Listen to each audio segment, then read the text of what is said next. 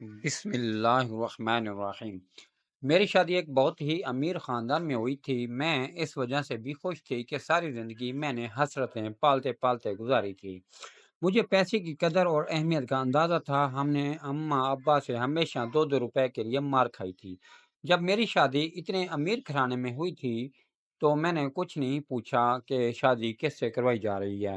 مجھے تو بس اس بات کی خوشی تھی کہ میں بیاہ کر اس جھونپڑی سے نکلوں گی اور ایک محل نما گھر میں جاؤں گی جہاں آگے پیچھے نوکر میری خدمت کرنے کے لیے کھڑے ہوں گے اور میں بس ان کو حکم دوں گی۔ بات بھی ایسے ہی تھی۔ جب میری برات میرے گھر کے اندر داخل ہوئی تو میں سوچ نہیں سکتی تھی کہ اتنے خوبصورت ملبوسات والے لوگ میرے گھر میں داخل ہو رہے تھے۔ ان سب کے چہروں پر بڑی عجیب سی خوبصورتی اور چمک دمک تھی۔ ہم غریبوں کا محلہ، ہم نے تو میک اپ بھی سستا سا کر رکھا تھا، لیکن جب یہ لوگ مجھے بیاہ کر اپنے گھر لے گئے میں اس گھر کو دیکھتی ہی رہ گئی تھی۔ گھر تھا یا محل تھا، چاروں طرف خوبصورتی روشنیاں بکھری ہوئی تھیں۔ مجھے لگا میں کسی نئی دنیا میں آ گئی ہوں۔ اب اس گھر میں آنے کے بعد مجھے سب سے پہلے اپنے شوہر کو دیکھنے کی جلدی تھی، کیونکہ اماں ابا نے مجھے میرے شوہر کی تصویر بھی نہیں دکھائی تھی، بس کہا تھا کہ تم ہماری اچھی بیٹی ہو، اور اچھی بیٹیاں شوہر دیکھنے کی ضد نہیں کرتی۔ حالانکہ یہ حق اسلام نے عورت کو دیا ہے، پر اماں ابا نے مجھ سے یہ حق بھی چھین لیا تھا۔ جب میں اس گھر میں داخل ہوئی تو میرا استقبال میرے شوہر کی بجائے میری ساس نے کیا تھا، اور مجھے شوہر کے کمرے میں بٹھانے کے بجائے میری ساس کے کمرے میں ہی بٹھا دیا گیا تھا۔ میں سمجھی تھی کہ شاید ان لوگوں نے کوئی رسم کرنا ہوگی۔ پھر کچھ لڑکیاں اس کمرے میں آئیں، چھوٹی موٹی رسمیں کی گئیں، پر میرے شوہر نے چہرے سے سہرا نہیں ہٹایا۔ میں تو خود نظریں جھکا کر بیٹھی ہوئی تھی۔ میں اپنے شوہر کو اس وقت دیکھ نہیں سکتی تھی، پر میں کیا جانتی تھی کہ میری کڑی آزمائش شروع ہو چکی ہے۔ سب لڑکیوں کے کمرے سے جانے کے بعد میں امید کر رہی تھی کہ میری ساتھ مجھے اٹھا کر میرے شوہر کے کمرے میں لے جائے گی۔ مگر ایسا نہیں ہوا۔ وہ کمرے کو باہر سے بند کر کے چلی گئی۔ میں پیچھے ان کا انتظار کرتی رہ گئی۔ تقریباً آدھا گھنٹہ گزر گیا، پر جب میری ساس نہ آئی تو مجھے فکر ہونے لگی، کہیں یہ مجھے یہاں بند کر کے تو نہیں چلی گئی۔ ذہن میں عجیب عجیب خیالات آ رہے تھے۔ شوہر سے ملنے کی بھی جلدی تھی، کیونکہ شادی کے بعد ہر عورت کی خواہش ہوتی ہے کہ اس کا شوہر اسے اظہار محبت کرے، اس کی تعریف کرے، ایسی مختلف باتیں کرے، پر یہاں تو ایسا کچھ نہیں ہو رہا تھا۔ بیٹھے بیٹھے میری کمر اکڑنے لگی تھی۔ اس سے پہلے کہ میں بیڈ سے اٹھ کر دروازے تک جاتی، کمرے کا دروازہ زور سے کھلا۔ میری ساس کسی طوفان کی طرح کمرے کے اندر داخل ہوئی، لیکن حیرت اس وقت ہوئی جب انہوں نے کمرے کو اندر سے کنڈی لگا دی۔ یہ کام تو شوہر کا ہوتا ہے، میں دل میں سوچنے لگی۔ میں نے نظر اٹھا کر اپنی ساس کی طرف دیکھا تو وہ میرے قریب آ کر مجھے بغور دیکھنے لگی۔ بیٹی، میں اچھی طرح جانتی ہوں کہ تمہارے من میں کیا چل رہا ہے، یہی نہ کہ تمہارا شوہر کدھر گیا ہے، میں کیوں بار بار تمہیں اس کمرے میں بند کیے جا رہی ہوں۔ بس بیٹی، میں نہیں چاہتی کہ تمہاری خوبصورتی کو کسی کی نظر لگے۔ میں تمہیں تمہارے شوہر کے بعد بھی بھیجوں گی، پر ابھی اس کا وقت نہیں آیا۔ تم فی الحال میرے کمرے میں بیٹھو، اور ہاں، ایسا کرو کہ یہ کپڑے تبدیل کر لو، جا کر کوئی آرام دہ لباس پہن لو تاکہ تمہیں نماز پڑھنے میں آسانی ہو۔ میری ساس بہت اسلامی قسم کی لگ رہی تھی۔ مجھے بھی خوشی ہوئی کہ چلو امید تو ہے، پر ماڈرن نہیں ہے۔ اگر میں امیر اور ماڈرن گھرانے میں بیاہ کر آتی تو زندگی مشکل ہو جاتی۔ ویسے بھی مجھے ابھی تک فیشن کرنا، میک اپ کرنا نہیں آیا تھا۔ میں خاموشی سے بیٹھی رہ گئی۔ میں نے کپڑے تبدیل کیے اور عشاء کی نماز ادا کی، پر وہ آخری بار تھی جب میں نے عشاء کی نماز پڑھی تھی۔ خیر، اس کے بعد مجھے نیند آ گئی، میں سو گئی۔ جب میری آنکھ کھلی تو میں اپنی ساس کے کمرے میں ہی تھی۔ مجھے برا نہیں لگا تھا کہ میری ساس میرا اتنا خیال رکھ رہی تھی۔ میں کیوں برا مناتی؟ میری ساس نے آ کر مجھے ہرے رنگ کا ایک جوڑا دیا، کہنے لگی، یہ پہن لو، میں نے تمہیں مہمانوں سے ملوانا ہے۔ اب دن کا وقت ہو گیا ہے، تم اپنے شوہر کو بعد میں دیکھ لینا، فی الحال یہ وقت مہمانوں کا ہے، مہمان تمہیں دیکھنے آ رہے ہیں، ہم نے ولیمہ بھی تو کرنا ہے۔ میں خوش ہو گئی۔ میں نے اچھی طرح سے کپڑے پہن کر خود کو تیار کر لیا۔ عورتیں ملنے کے لیے مجھ سے باری باری آنے لگیں۔ میں اس خاندان کی نئی فرد تھی، اس لیے مجھ سے ملنے کے لیے بہت سارے لوگ آئے تھے، پر جو بھی مجھے دیکھتا وہ بڑی عجیب نظر سے دیکھتا اور گھورتا ہی چلا جاتا۔ یہ ارسلان کی بیوی ہے۔ سب عورتیں میری طرف مڑ مڑ کر دیکھتی تھیں، جیسے میں کوئی عجوبہ ہوں۔ میں سب کی نظروں کا مفہوم نہیں سمجھ پائی تھی، مگر کسی نے مجھ سے ارسلان کے بارے میں نہیں پوچھا تھا۔ میرے شوہر کے بارے میں کوئی ذکر ہی نہیں کر رہا تھا۔ بس جو بھی مجھے دیکھتا بڑی قابل رحم نظر سے دیکھتا اور کہتا اللہ تم پر رحم کرے اور تمہاری زندگی کو آسان فرمائے۔ میرے سسرال والے بہت معزز لوگ تھے، ان میں سے کسی نے بھی میرے ساتھ برا سلوک نہیں کیا، نہ ہی مجھے ایسا محسوس کرایا کہ میں ایک غریب گھرانے سے تعلق رکھتی ہوں۔ ہر کوئی مجھ سے ہمدردی کر رہا تھا، پر میں کیا جانتی تھی یہ ہمدردی میری غربت کی وجہ سے نہیں، میری نصیب کی وجہ سے کی جا رہی تھی۔ سب عورتوں کے چلے جانے کے بعد میری ساس دوبارہ مجھے میرے کمرے میں لے کر آ گئی۔ ابھی تک میں نے اپنے شوہر کا کمرہ نہیں دیکھا تھا۔ میری ساس نے مجھے اپنے کمرے میں بٹھایا اور کہنے لگی بیٹی بس تم یہیں پر بیٹھی رہو، جب تمہیں بلانا ہوگا، تمہاری ضرورت ہوگی تو میں تمہیں باہر بلا لوں گی۔ اب تو میں اپنے شوہر کے بارے میں چاہتی تھی اماں جی کیا میرا ولیمہ نہیں ہوگا؟ میری بات سن کر میری ساس مسکرا پڑی، میرے کان کھینچ کر بولی میں اچھی طرح جانتی ہوں کہ تمہیں ولیمہ کیوں کرنا ہے، یہی نہ کہ تم ارسلان کو دیکھ سکو، لیکن بیٹا ارسلان کا دیدار اتنی آسان بات نہیں ہے، اس کے لیے تمہیں ہمارے کچھ امتحان پاس کرنا ہوں گے۔ کیسے امتحان اماں جی؟ میں نے گھبرا کر پوچھا۔ پہلے تمہیں خود کو ارسلان کے قابل بنانا ہوگا۔ قابل بنانا ہوگا؟ اگر میں قابل نہیں تھی تو انہوں نے مجھ سے شادی کیوں کی؟ میری زبان پر شکوہ آ ہی گیا تھا۔ اب ظاہر ہے اتنی دیر سے یہ آنکھ مچولی چل رہی تھی، میرا حق تو بنتا تھا کہ میں اپنے شوہر کے بارے میں سوال کر سکوں۔ میری ساس میری بات سن کر کانوں کو ہاتھ لگانے لگی، ارے بھائی شوہر سے ملنے کی اتنی بےتابی! ہمارے زمانے میں تو لڑکیاں اس قدر شرماتی تھیں کہ جب کوئی رشتہ لینے کے لیے ان کے گھر میں آتا تھا تو وہ سامنے ہی نہیں آتی تھیں، اور پھر شوہر سے ہفتہ ہفتہ نظریں میں نہیں ملا پاتی تھی۔ پر آج کل کی بے حیا لڑکیاں، انہیں تو شوہر سے باتیں کرنے کا بڑا شوق ہوتا ہے۔ میری ساس کی سوچ بڑی پسماندہ قسم کی تھی۔ میں نے خاموشی اختیار کر لی کہ چلو آخر اپنے بیٹے کو کتنے دن مجھ سے دور رکھیں گی، وہ بھی تو کوئی پیش قدمی کرے گا، کیونکہ جب مرد شادی کرتا ہے تو بیوی سے ملنے کا دل اس کا بھی کرتا ہے۔ میں اکیلی تو نہیں تڑپ رہی تھی اس آگ میں یہی سوچ کر خاموش ہو گئی۔ لیکن میرے شوہر کی طرف سے کوئی پیش رفت نہیں ہوئی۔ پورا دن اسی طرح سے گزر گیا، یہاں تک کہ دوبارہ رات ہو گئی۔ اب تو میرا پارا گرم ہونے لگا۔ میں نے اپنی ساس سے کہا کہ آج بھی کیا آپ کے کمرے میں ہی میں سوؤں گی؟ میری ساس پھر سے وہی استغفار والا ڈرامہ کرنے لگی، لڑکی تمہیں شرم نہیں آتی؟ تو شوہر کے کمرے میں جانا چاہتی ہو، وہ بھی شادی کے دوسرے دن۔ میری ساس نے ان باتوں کو اتنا عجیب و غریب بنا دیا تھا کہ میرا دل ہی اٹھ گیا۔ اچھا چلو ایک کام کرتے ہیں، میری ساس نے مجھے بلاتے ہوئے کہا تھا۔ کیا کام؟ میں نے سوالی نظر سے ان کی طرف دیکھا۔ بیٹی جب تمہارا شوہر تم سے ملنے کے لیے آئے گا تو تم دونوں کے درمیان میں برکت ہونی چاہیے، اور برکت عبادت کرنے سے آتی ہے، اس لیے جب تم پوری 5 نمازیں نہیں پڑھنے کی عادی ہو جاتی تب تک میں تمہیں اپنے بیٹے سے نہیں ملوا سکتی۔ اس کو بھی میں نے یہی بات کہی ہے کہ وہ پہلے اپنی نمازیں درست کر لے، اس کے بعد تم دونوں کو ایک دوسرے سے ملواؤں گی۔ میرا بیٹا بھی اچھے سے نماز نہیں پڑھتا اور تم بھی نہیں پڑھتی، تم دونوں کو سدھارنے کا ایک یہی طریقہ ہے کہ میں پہلے نماز کی شرط رکھوں، جب تم دونوں نماز کی عادی ہو جاؤ تو پھر ایک دوسرے سے ملوا دوں گی۔ میں اپنی ساس کی بات سن کر چپ ہو گئی تھی، لیکن مجھے دل میں خوشی بھی ہوئی تھی کہ ساس کا رویہ میرے ساتھ اچھا تھا۔ وہ بس یہی چاہتی تھی کہ ہمارے رشتے میں برکت آئے، ہم ایک دوسرے سے لڑائی جھگڑا نہ کریں، اس لیے مجھے پہلے نماز کا پابند کرنا چاہتی تھی۔ مجھے اپنی ساس کی اسلامی سوچ پر خوشی ہوئی تھی۔ میں نے کہا ٹھیک ہے، میں آج سے ہی نمازیں پڑھنا شروع کروں گی۔ ظہر کی نماز سے میں نے اپنی نماز کی پابندی شروع کر دی، عصر بھی پڑھ لی، مغرب بھی۔ میری ساس نے مجھے ایک اور خبر سنائی کہ تم نے فجر کی نماز نہیں پڑھی تھی۔ میں تمہیں اس دن اپنے بیٹے سے ملواؤں گی جس دن تم پوری 5 نمازیں مکمل کرو گی اور شوق سے پڑھو گی۔ میں نے کہا ٹھیک ہے۔ ایک عورت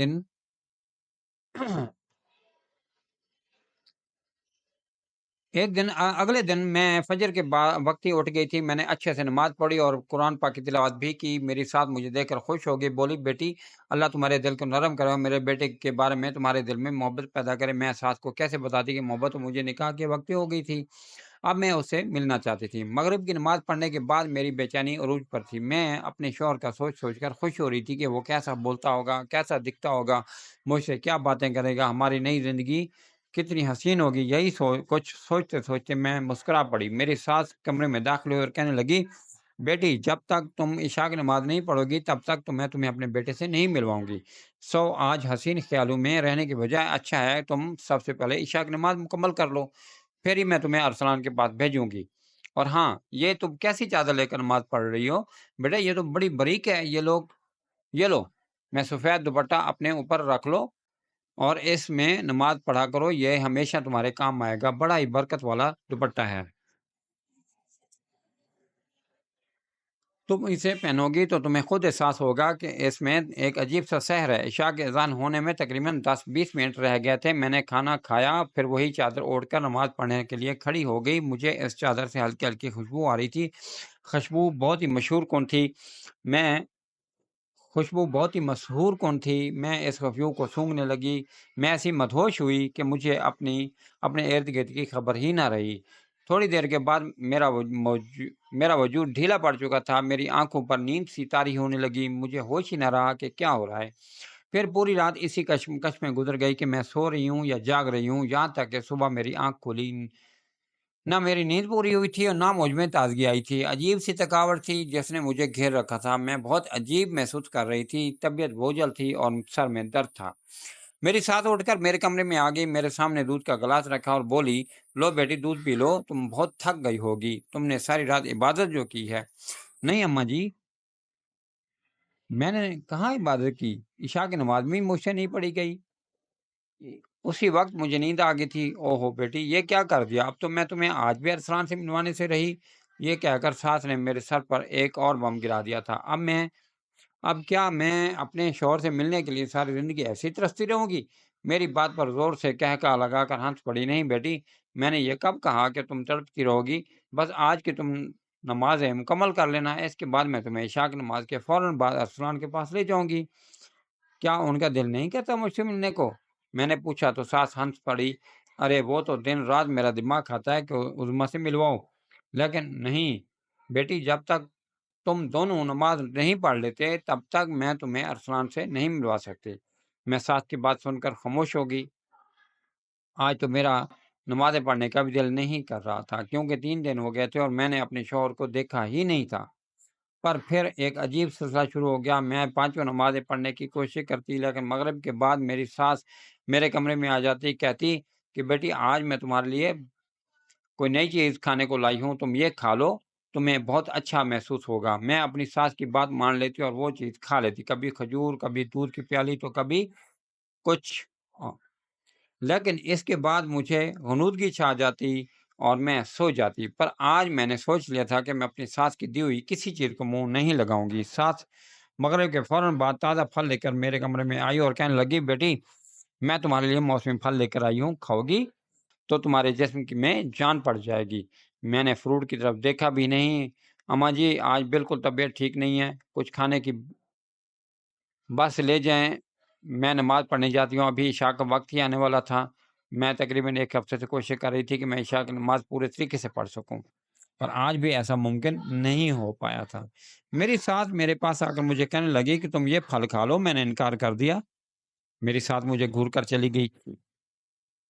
لگتا ہے کہ ان کو بھی اب سمجھ آ گئی تھی کہ میں اب اس بہکاوے میں مزید نہیں آنے لگی۔ لیکن تھوڑی دیر کے بعد میری ساس کمرے میں داخل ہوئی۔ انہوں نے تیز قسم کا پرفیوم لگا رکھا تھا۔ مجھے ان کی اس بات کی سمجھ نہیں آئی تھی کہ وہ بار بار میرے کمرے میں کیوں آ جاتی ہیں۔ ان کے ہاتھ میں ایک چادر تھی۔ بولی کہ بیٹی میں نے تمہیں 100 بار سمجھایا کہ نماز کے لیے سفید چادر اوڑھا کرو، یہ چادر میں نئی لائی ہوں، اسے اوڑھ لو۔ میں نے سوچا کہ چادر اوڑھنے میں کیا ہی حرج ہے۔ میں نے اپنی ساس کے ہاتھ سے وہ چادر لے لی اور سر پر لپیٹ لی، لیکن پھر وہی ہوا جو میں نے سوچا تھا اور جو میں نہیں چاہتی تھی کہ ہو۔ میرے اوپر غلودگی چھا گئی اور میں سو گئی تھی، اس قدر گہری نیند کہ جب میری آنکھ کھلی تو صبح کے تقریباً 8 بج رہے تھے۔ مجھے لیٹ اٹھنا بالکل پسند نہیں تھا، لیکن پھر بھی آج میں لیٹ اٹھی تو میرا موڈ خراب نہیں ہوا، کیونکہ مجھے آگے کا اندازہ تھا کہ اب میں نے کیا کرنا ہے، میرا اگلا لمحہ عمل کیا ہوگا۔ اپنی ساس کی چالاکیوں سے میں نے کیسے بچ نکلنا ہے، سو میں نے ایسا ہی کیا۔ رات کا وقت ہو گیا تھا۔ مغرب کی نماز کے پڑھنے کے بعد میری ساس کی آمد ہونے والی تھی کہ میں نے بستر پر تکیہ رکھا اور وہیں لیٹ گئی۔ میں نے سونے کا ناٹک کرنا شروع کر دیا تھا۔ میری ساس جو روز مجھے کسی نہ کسی بہانے سلا دیتی تھی، آج میں چاہتی تھی کہ میں خود ہی سو جاؤں، تاکہ وہ مجھے سلانے کے لیے میرے کمرے میں نہ آئیں۔ ابھی تک تقریباً 10 منٹ ہی گزرے تھے مجھے سونے کا ناٹک کرتے ہوئے کہ کمرے کے اندر ہلچل محسوس ہوئی۔ میرے کمرے کا دروازہ کھلا، پھر کنڈی لگانے کی آواز آئی۔ کسی کے بھاری قدموں کی آواز میرے کانوں میں پڑ رہی تھی، پر میں آنکھیں کھول کر دیکھ بھی نہیں سکتی تھی۔ پھر میں نے دیکھا کہ کوئی دھیرے دھیرے چلتے ہوئے میرے قریب آ رہا ہے۔ یہ کوئی مردانہ لمس تھا جو مجھے اپنے قریب محسوس ہوا۔ تب میرے کان کھڑے ہو گئے تھے، مجھ سے برداشت نہیں ہوا۔ میں نے اپنی آنکھیں کھول لیں، پر آگے کا منظر میرے لیے ناقابل برداشت تھا۔ میں سوچ بھی نہیں سکتی تھی کہ میرے ساتھ اتنا بڑا دھوکہ کر سکتی ہے۔ میری آنکھوں سے ٹپ ٹپ آنسو بہنے لگے۔ میں نے اس شادی کے بارے میں کیا کچھ سوچا تھا اور میرے ساتھ ہو کیا گیا؟ یا اللہ، میں کہاں پھنس گئی ہوں؟ میں نے دل ہی دل میں سوچا۔ میرے دل کی دھڑکن تیز ہو چکی تھی۔ میں بیڈ سے اتری، کسی بات کی پرواہ نہیں تھی۔ میں نے کمرے کا دروازہ جھٹ سے کھولا اور دناتی ہوئی باہر آ گئی۔ میری ساتھ مجھے دیکھ کر ہکا بکا رہ گئی تھی۔ ان کے چہرے کا رنگ پیلا پڑ گیا تھا۔ آپ نے میرے ساتھ اتنا بڑا دھوکہ کیا؟ آپ کو شرم نہیں آئی؟ اگر میری جگہ آپ کی بیٹی ہوتی تو تب آپ کیا کرتی؟ میری آنکھوں سے آنسو بہ رہے تھے۔ آپ نے اپنی اولاد پیدا کرنے کے لیے یہ سب کچھ کیا؟ میں سوچ بھی نہیں سکتی تھی کہ آپ لوگ اتنے نیچ اور گھٹیا نکلیں گے۔ میری بات سن کر میری ساس نے میرے قریب آ کر میرے ہاتھ کو تھاما اور کہنے لگی، بیٹی، تم خدا کے لیے اب ایسی باتیں نہ کرو۔ میں نے تمہارا چیک اپ کروانا ہے، بلکہ اس دن تم بے ہوش ہو گئی تھی تو یاد ہے؟ اسود کی شادی سے گھر واپس آ کر اسی دن میں نے دائی کو بلایا تھا، تمہارا چیک اپ کروایا تھا۔ دائی نے بتایا کہ تم امید سے ہو۔ میری ساس نے تو میرے اوپر ایک اور آسمان گرا دیا تھا۔ میں امید سے ہوں؟ آپ تو کہہ رہی تھی کہ میرے بیٹے سے ملنے کے لیے تمہیں پتہ نہیں کون سا امتحان پاس کرنا پڑے گا، اور اب آپ کہہ رہی ہیں کہ میں آپ کے بیٹے کی ماں بننے والی ہوں۔ آپ کو احساس بھی ہے آپ کیا کہہ رہی ہیں؟ میری ساتھ میری بات سن کر سر جھکا کر بولی، تو بیٹی میں کیا کرتی، میں مجبور تھی۔ اولاد کی خوشی کس سے نہیں چاہیے ہوتی ہے؟ اگر میں نے اس کے لیے تھوڑی ہیر پھیر کر لی تو مجھے معاف کر دو، میں کچھ اور نہیں کر سکتی تھی۔ ایک ماں ہونے کے ناطے مجھے اپنی بھلائی بھی سوچنی تھی اور اپنے بچے کی خوشی کا بھی سوچنا تھا۔ میں نے اپنی ساس کی کوئی بات نہیں سنی۔ ساس میری منت کر رہی تھی کہ اب تو تمہاری کوکھ میں ہمارا پوتا ہے، ہماری اولاد ہے، تو تمہیں اس طرح گھر سے نہیں جانا چاہیے، پر میں ان کی کوئی بات نہیں سننا چاہتی تھی۔